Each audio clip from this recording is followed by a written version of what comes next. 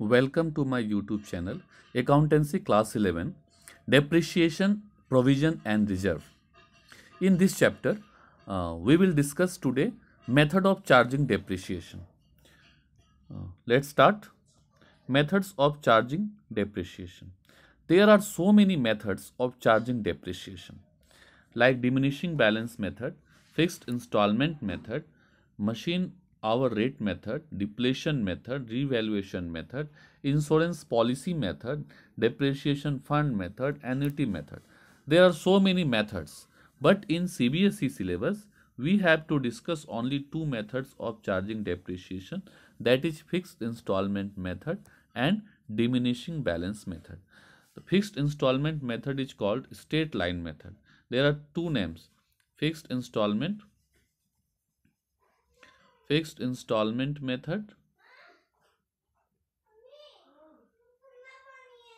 method, straight line method, and one more name, original cost method. This method is called original cost method. Diminishing balance method has three names also. One is diminishing balance method, second is written down value method,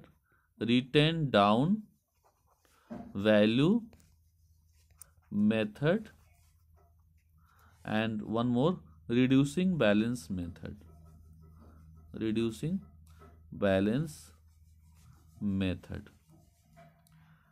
So there are two methods, but their names are different. Straight line method is also called fixed installment method and original cost method. Diminishing balance method is also called written down value method and reducing balance method. Why the name has been given for this method, let's discuss. Straight line in fixed installment method, every year depreciation remains same. Fix installment method में हर साल depreciation बराबर होता है, जैसे इस साल जो डेप्रिसिएशन होगा अगले साल भी वही होगा, इसलिए इसको फिक्स इंस्टॉलमेंट मेथड बोलते हैं। इसका नाम स्ट्रेट लाइन मेथड क्यों है? क्योंकि इसको अगर ग्राफ में प्रेजेंट करेंगे तो स्ट्रेट लाइन में आएगा, इसलिए इसका नाम स्ट्रेट लाइन मेथड भी है। ओरिजिनल कॉस्ट मेथड क्यों है इसका नाम? क्योंकि ये हमेशा ओरिजिनल कॉस्ट पे ही चार्ज किया जाता है, तो इसीलिए इसका नाम ओरिजिनल कॉस्ट मेथड है। डिमिनिशिंग बैलेंस मेथड क्या होता है? जब भी डेप्रिसिएशन चार्ज करेंगे तो हमेशा घटे हुए वैल्यू पे डेप्रिसिएशन चार्ज करेंगे। जैसे 5 लाख के ऊपर 50,000 के ऊपर हमें डेप्रिसिएशन करना है 10%, तो 5,000 आया, 45 आ गया बैलेंस। फिर अगले साल फिर जब डेप्रिसिएशन करेंगे तो इस 45,000 पे करेंगे तो 4,500 डेप्रिसिएशन होगा। तो हर साल हमारा डेप्रिसिएशन क्या होगा? डिमिनिशिंग बैलेंस पे होगा, घटे हुए बैलेंस पे होगा, इसीलिए हम इसका नाम देते हैं डिमिनिशिंग बैलेंस मेथड। इसका नाम रिटेन डाउन वैल्यू मेथड भी बोलते हैं, क्योंकि हम जो रिटेन डाउन वैल्यू होता है उसके ऊपर डेप्रिसिएशन चार्ज करते हैं। इसका नाम रिड्यूसिंग बैलेंस मेथड भी बोलते हैं, क्योंकि बैलेंस धीरे धीरे रिड्यूस होता जाता है, उसके ऊपर डेप्रिसिएशन चार्ज किया जाता है। स्टार्ट करते हैं। सबसे पहले स्ट्रेट लाइन मेथड क्या है? This method is also known as a original cost method. इसको ओरिजिनल कॉस्ट मेथड भी बोलते हैं और फिक्स्ड इंस्टॉलमेंट मेथड भी बोलते हैं। Under this method depreciation is charge at fixed percentage on a original cost of the assets through out it's estimated life. Depreciation को पूरे एसेट के लाइफ में ओरिजिनल कॉस्ट पे ही चार्ज किया जाता है, एक fixed percentage, as a fixed percentage charge करते हैं। जैसे 50,000 का हमने एसेट खरीदा तो उसके ऊपर 10% डिप्रेशन है, तो हर साल 5,000 डिप्रेशन होगा। Under this method the amount of depreciation is uniform. इस मेथड में डेप्रिसिएशन का जो अमाउंट होता है वो हमेशा एक जैसा होता है from year to year. That is why this method is also known as fixed installment method और इक्वल इंस्टॉलमेंट मेथड भी इसको बोलते हैं। The annual amount of depreciation can be easily calculated by the following formula. इसको एक formula से भी calculate कर सकते हैं। इसे तो डायरेक्ट परसेंटेज से कर सकते हैं। अगर परसेंटेज दिया है, सपोज 10% डेप्रिसिएशन चार्ज करने बोला है, तो हमें पता है, मान ले एसेट्स हमारे पास 60,000 है, तो 10% डेप्रिसिएशन चार्ज करना है तो 6,000 होगा। तो ये तो हम डायरेक्ट निकाल ही सकते हैं, लेकिन अगर परसेंटेज नहीं दिया है तब हमें एक फार्मूला यूज करना पड़ता है। एनुअल डेप्रिसिएशन का फार्मूला होता है original cost minus estimated scrap value by estimated life in year. इसको करके हमारा एनुअल डेप्रिसिएशन आ जाता है। एक एग्जाम्पल देखते हैं। A firm purchase a machine for ₹2,25,000। The expected life of the machine 5 years. After 5 years, the scrap value of machine would be realized 25,000. Under the straight line method, the amount of depreciation can be calculated. कैसे calculate करेंगे straight line में? Annual depreciation equal to cost, जो भी machine का cost है, minus जो उसका scrap value है, डिवाइड बाय लाइफ करके 40,000 आया। तो एनुअल डेप्रिसिएशन कितना हुआ? 40,000 हुआ। तो एनुअल डेप्रिसिएशन जो 40,000 है, hence ₹40,000 will be charge every year as a depreciation on this machine. तो ये होता है straight line method. Straight line method में every year depreciation same amount का होता है। इस मेथड के क्या फायदे हैं? It is very simple, easy to understand and apply. Simple है, अंडरस्टैंड करना आसान है, अप्लाई करना आसान है।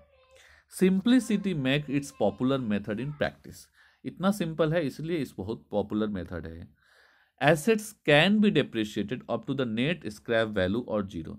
इसमें एसेट्स का वैल्यू जीरो तक जा सकता है। Therefore this method makes it possible to distribute full depreciable cost over useful life of the assets. इसलिए इस मेथड में पूरे डेप्रिशिएशन को, कॉस्ट को मशीन के यूजफुल लाइफ में डिस्ट्रीब्यूट कर सकते हैं। Every year same amount is charge as depreciation in profit and loss account. हर साल हम डेप्रिशिएशन के रूप में प्रॉफिट एंड लॉस अकाउंट में एक ही अमाउंट चार्ज करते हैं। इसके कारण हमें एक साल का प्रॉफिट को दूसरे साल के प्रॉफिट से कंपैरिजन करने में आसानी होती है। This method is suitable for those assets which useful life can be estimated accurately. यह उसी एसेट्स के लिए एप्लीकेबल है, सुटेबल है, जिस एसेट्स का यूजफुल लाइफ हम पता कर सकते हैं। And where the use of asset is consistent from year to year. और हम एसेट्स को लगातार यूज करते हैं, such as leasehold building. जैसे बिल्डिंग है, बिल्डिंग बन गया, बिल्डिंग का लाइफ बता दिया गया 20 ईयर से 40 ईयर से, तो ये उसका पता है हमें। तो इस ऐसे एसेट्स पे हम इस तरह का डेप्रिसिएशन चार्ज कर सकते हैं। Next, limitation of straight line method. Limitation क्या? All the straight line method is simple, easy to apply, फिर भी इसमें कुछ लिमिटेशंस है। क्या लिमिटेशन है? This method is based on faulty assumption of same amount of utility of an asset in different accounting year. अब जैसे हम कोई भी एसेट्स खरीदते हैं, कोई भी, तो जैसे हमने एक एसेट्स खरीदा, तो 2005 में हमने एसेट्स खरीदा। 2005 में तो एसेट नया है, तो नया है तो उसकी यूटिलिटी क्या होगी, मतलब उसका यूजफुलनेस क्या होगा, फर्स्ट ईयर में ज़्यादा होगा। 2006 में क्या उसकी यूटिलिटी सेम रहेगी? नहीं रहेगी, उसकी यूटिलिटी क्या होगी? घट जाएगी।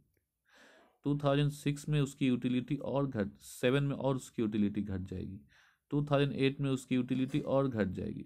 तो कहने का ये मतलब है कि जैसे जैसे ईयर बीतता जाएगा उस एसेट्स की यूटिलिटी डिक्रीज होती जाएगी। जब किसी एसेट्स की यूटिलिटी डिक्रीज होती जा रही है तो उसका डेप्रिसिएशन एक जैसा कैसे हो सकता है? यूटिलिटी जिस साल ज़्यादा है उस साल उसका डेप्रिसिएशन ज़्यादा होना चाहिए, जिस साल उसका यूटिलिटी कम है उस साल डेप्रिसिएशन कम होना चाहिए। इसलिए ये मेथड फॉल्टी है। With the passage of time work efficiency of an asset decrease and repair maintenance expenses increase. और उसका रिपेयर एंड मेंटेनेंस का खर्चा बढ़ने लगता है। Hence under this method the total amount charge against profit on account of depreciation and repair tax together will not be uniform throughout the life of the assets, rather it will keep on increasing from year to year। इसलिए इस पे खर्चे जो होंगे year to year बढ़ते जाएंगे। जैसे जैसे मशीन पुराना होता जाएगा उसके खर्चे बढ़ते जाते हैं, इसलिए उसका डेप्रिसिएशन भी बढ़ते जाना चाहिए। डिमिनिशिंग बैलेंस मेथड क्या होता है? डिमिनिशिंग बैलेंस मेथड को और भी नाम है written down value method. Under this method depreciation is charged as a fixed percentage on the book value of the assets every year। every year एक fix percentage जो बुक वैल्यू है assets का, book value मतलब balance sheet value जो asset का है, उसी पे चार्ज करते जाते हैं। In first year the depreciation will be charge at the end of the year on the total cost of the assets. First year में डेप्रिसिएशन जो चार्ज करते हैं एसेट के टोटल कॉस्ट पे चार्ज करते हैं। एक एग्जाम्पल देखते हैं। एक मशीन परचेज किया गया 20,000 का on 1 April 2009। It is decided to charge depreciation 10%। The amount of depreciation for first 4 year by using both the methods. Straight line method से भी चार्ज करो और डिमिनिशिंग बैलेंस मेथड से भी चार्ज करो। तो दोनों मेथड से हम लोग चार्ज करके देखेंगे। जैसे कि अगर हम फिक्स्ड स्ट्रेट लाइन मेथड से चार्ज करते हैं तो वैल्यू कितना है, एसेट्स का वैल्यू कितना है, 20 है, डेप्रिसिएशन 10% चार्ज किए 2000, फर्स्ट ईयर में डेप्रिसिएशन 2000 हो गया, तो फर्स्ट ईयर के बाद एसेट्स का वैल्यू घट के कितना हो गया, 18 हो गया, क्योंकि 2000 डेप्रिसिएशन हो गया। फिर सेकेंड ईयर में भी 2000 ही चार्ज होगा क्योंकि स्ट्रेट लाइन मेथड है, फिर वैल्यू कितना हो गया एसेट्स का, 16 हो गया। फिर थर्ड ईयर में भी 2000 चार्ज होगा क्योंकि स्ट्रेट लाइन मेथड है, तो फिर वैल्यू कितना हो गया, 14 हो गया। फिर फोर्थ ईयर में भी 2000 चार्ज होगा। तो इस तरह करके जो डेप्रिसिएशन चार्ज करते हैं ये स्ट्रेट लाइन मेथड होता है, straight line method. Diminishing balance method में अलग है, इसमें क्या है, फर्स्ट ईयर बुक वैल्यू 20,000 है, उसके ऊपर 10% चार्ज किए तो 2000 आया। अब इसमें से 20 से 2 माइनस कर दिए तो कितना आ गया, 18। अब जो डेप्रिसिएशन चार्ज करेंगे वो इस 18 पे चार्ज करेंगे, 18 के ऊपर चार्ज करेंगे, तो 18 के ऊपर 10% चार्ज करेंगे तो 1800 आएगा। तो अब 1800 फिर माइनस करेंगे 18,000 से तो कितना आएगा, 16,200। अब 16,200 पे डेप्रिसिएशन चार्ज करेंगे 10%, तो 1620। फिर 16,200 में से 1620 माइनस करेंगे तो 14,580 आएगा। फिर इसके ऊपर डेप्रिसिएशन करेंगे तो 1458 आएगा। तो इस तरह हम देख रहे हैं कि यहाँ पे डेप्रिसिएशन स्ट्रेट लाइन मेथड में डेप्रिसिएशन एवरी ईयर एक जैसा होता है, लेकिन डिमिनिशिंग बैलेंस मेथड में डेप्रिसिएशन क्या हो रहा है, धीरे धीरे घटते हुए जा रहा है।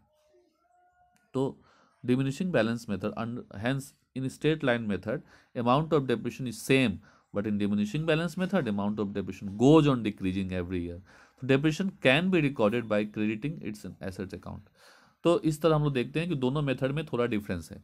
एक मेथड में डेप्रिसिएशन एवरी ईयर एक जैसा होता है, दूसरे मेथड में डेप्रिसिएशन एवरी ईयर अलग अलग होता है, क्योंकि एक मेथड में ओरिजिनल कॉस्ट पे चार्ज करते जाते हैं और दूसरे मेथड में जो डिक्रीज कॉस्ट होता है, डिक्रीज होने के बाद जो कॉस्ट होता है उस पर चार्ज करते हैं। एडवांटेज क्या है, this method is based on more realistic assumption, इसका एजम्पन ज़्यादा रियलिस्टिक है कि बेनिफिट जो है एसेट्स का गोज ऑन डिमिनिशिंग, ये एसेट्स के बेनिफिट तो डिमिनिशिंग होती जा रही है with the passage of time, hence it call for proper allocation of cost because higher depreciation is charge in the earlier year. शुरू में ज़्यादा डेप्रिसिएशन चार्ज होना चाहिए when asset utility is higher as compare to later year when it becomes less effective. तो ये method ज़्यादा realistic है क्योंकि यह इस एजम्पशन पे चलता है कि शुरू में ज़्यादा यूटिलिटी ज़्यादा डेप्रिसिएशन होना चाहिए, बाद में कम यूटिलिटी तो कम डेप्रिसिएशन होना चाहिए। It result into almost equal burden of depreciation and repair expenses tax together every year on profit and loss account. अब इसमें एवरी ईयर जो है डेप्रिसिएशन अगर हम ज़्यादा दिखाते हैं तो फिर जो उस पर रिपेयर का एक्सपेंस है उसमें एडजस्ट नहीं हो पाएगा, लेकिन इसमें रिटर्न डाउन वैल्यू मेथड में आसानी से एडजस्ट हो जाएगा। Income tax act accept this method for the tax purpose, हाँ ये बहुत इंपॉर्टेंट है, इनकम टैक्स डिपार्टमेंट इसी मेथड को मानता है। तो इसका क्या मतलब हुआ कि स्ट्रेट लाइन मेथड को नहीं मानता तो नहीं मानता, तो उससे अकाउंटिंग बनाएंगे अगर हम तो इनकम टैक्स तो मानेगा नहीं, तो फिर हमें दोबारा अकाउंट बनाना पड़ जाएगा। तो इसलिए भाई अच्छा है कि हम यही मेथड यूज करें, written down value method. As a large portion of cost is written off in earlier year, loss due to obsolescence gets reduced. अब इसमें बहुत सारे जो पार्ट्स है डेप्रिसिएशन का वो पहले ही दिखा दिया जाता है, इसलिए मशीन अगर किसी कारण से आउट ऑफ डेट हो गया तो उसके कारण होने वाला लॉस कम हो जाता है। यह मेथड सुटेबल है ऐसे फिक्स्ड एसेट्स पे जो last for long and which require increase repair and maintenance expenses. एक एसेट जो लंबे समय तक हमारे पास रहेगा और लेकिन उसका रिपेयर और मेंटेनेंस का खर्च तो इंक्रीज होता रहेगा, तो with passage of time it can also be use where obsolescence rate is high. जहाँ पे आउट ऑफ डेट होने का रेट जो है, टेक्नोलॉजिकल चेंज होने का रेट ज़्यादा है, वहाँ भी यह मेथड यूज किया जा सकता है। लिमिटेशन क्या है इसका, as depreciation is calculated at fixed percentage of written down value, तो depreciable cost of the asset can not be fully written off. तो इसमें एसेट्स का पूरा वैल्यू रिटर्न ऑफ नहीं हो पाता है, मतलब value of the assets can never be zero. इसमें एसेट्स का वैल्यू जीरो नहीं हो सकता, भले एसेट जीरो हो जाए। तो ये तो इसका लिमिटेशन है कि एसेट तो कोई भी ख़राब हो सकता है, यूज लायक नहीं हो सकता है, तो उसका वैल्यू जीरो हो जाना चाहिए, लेकिन इसमें जीरो नहीं होता है। It is difficult to ascertain a suitable rate of depreciation, इसमें रेट ऑफ डेप्रिसिएशन पता करना डिफ़िकल्ट है किसी मशीन का। तो इस तरह हम लोगों ने देखा दो मेथड्स हो गया, स्ट्रेट लाइन मेथड और रिड्यूसिंग बैलेंस मेथड। तो depreciation charge in the same each year and so assume that the benefit is consumed evenly, useful for assets which provides equal benefits each year, it is machinery. Reducing balance में हमने क्या देखा, reducing amount is depreciation is charge each year and so assume that the more benefit consumed in earlier year. इसमें कम depression बाद में charge करते हैं, ऐसा मानते हैं कि ज़्यादा बेनिफिट पहले हमने ले लिया। या ऐसे एसेट्स के लिए यूजफुल होता है जो बेनिफिट्स ज़्यादा देता है, शुरू में ज़्यादा देता है, उसके लिए यूज होता है, जैसे कार्स है, IT इक्विपमेंट है। दोनों में क्या डिफरेंस है, अगर हम डिफरेंस की बात करें तो चार्ज डिप्रेशन की बात करें तो स्ट्रेट लाइन में ओरिजिनल कॉस्ट पे चार्ज करते हैं, लेकिन रिटर्न डाउन मेथड में बुक वैल्यू पे चार्ज करते हैं। बुक वैल्यू मतलब जो डिक्रीज्ड वैल्यू है, डिक्लाइंड वैल्यू जो होता है, ओरिजिनल कॉस्ट में से डिप्रेशन माइनस करने के बाद जो वैल्यू होता है उस पर चार्ज करते हैं। एनुअल डिप्रेशन जो चार्ज होता है वो फिक्स्ड होता है, एवरी ईयर एक ही डिप्रेशन होता है, इसमें डिक्लाइन होता है। थर्ड नंबर है टोटल चार्ज अगेंस्ट प्रॉफिट और loss account in respect of depression unequal year after year, it increase in later year, almost equal every year। मतलब अगर डिप्रिसिएशन और रिपेयर को मिला के अगर हम लिखते हैं तो स्ट्रेट लाइन में एवरी ईयर क्या होगा, अलग अलग होगा, क्योंकि एवरी ईयर डिप्रिसिएशन तो सेम है लेकिन रिपेयर तो अलग हो सकता है। लेकिन रिटर्न डाउन वैल्यू मेथड में रिपेयर और डिप्रिसिएशन मिला के लिखेंगे तो हमेशा इक्वल रिजल्ट आएगा PL अकाउंट में। Regulation bye income tax law, income tax law इसको रिकॉग्नाइज नहीं करता है, इसको रिटर्न डाउन वैल्यू को रिकॉग्नाइज करता है। Suitability, it is suitable for assets in which repair charge are less, ऐसे एसेट्स के लिए सुटेबल है जिसका रिपेयर चार्ज कम है। The possibility of and is obsolescence is low, possibility of जो आउट ऑफ डेट होने का पॉसिबिलिटी कम है, इस is low. Scrap value depends upon the time period involve, जिसमें स्क्रैप वैल्यू जो है टाइम पीरियड पे डिपेंड करता है। यह ऐसे एसेट्स पे सुटेबल है जो जिसका टेक्नोलॉजिकल चेंज बहुत ज़्यादा होता है और जिसमें ज़्यादा रिपेयर और एक्सपेंसेस की ज़रूरत पड़ती है, जैसे जैसे टाइम बीतता है उसके लिए यह सुटेबल है। इसी के साथ ही मेथड ऑफ डेप्रिसिएशन टॉपिक यहीं समाप्त होता है। Thank you very much.